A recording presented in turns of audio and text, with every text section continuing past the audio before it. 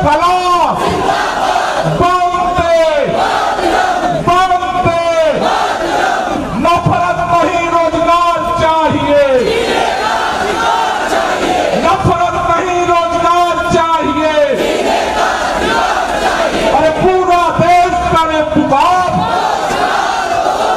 अरे पूरा देश करे पुकार। दोस्तों, हमारा देश आजादी की 75वें वर्षगांठ मना रहा है। पूरे देश के अंदर जहां भी चले जाइए, कश्मीर से लेकर के कन्याकुमारी तक, कच्छ से लेकर के मणिपुर तक, चारों तरफ तिरंगा लहरा रहा है। आज 75 साल बाद भारत तिरंगा इसलिए शान से लहरा पा रहा है कि इस देश की आजादी के लिए लाखों लाखों हमारे मां बहनों के बेटों ने, भाइयों ने अपना सब कुछ न्यौछावर कर दिया।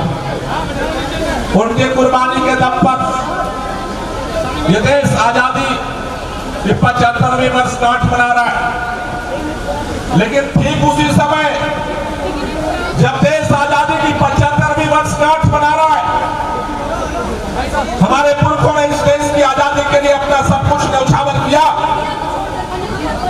लेकिन आज हमारे पीढ़ी के सामने ये चैलेंज है कि जिन सपनों को लेकर के हमारे पुरखों ने अपनी कुर्बानी दी, उनका सपना अभी अधूरा है।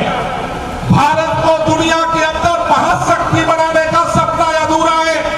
भारत के हर बेटे बेटी को रोजगार, कारोबार, उसकी तरक्की का सपना अधूरा है।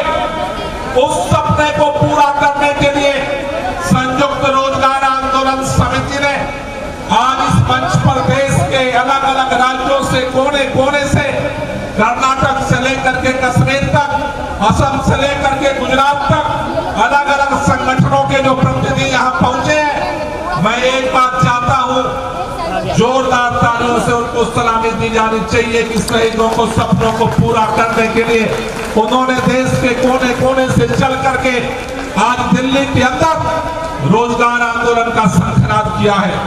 रोजगार आंदोलन रोटी की भीख की लड़ाई नहीं है। रोजगार का आंदोलन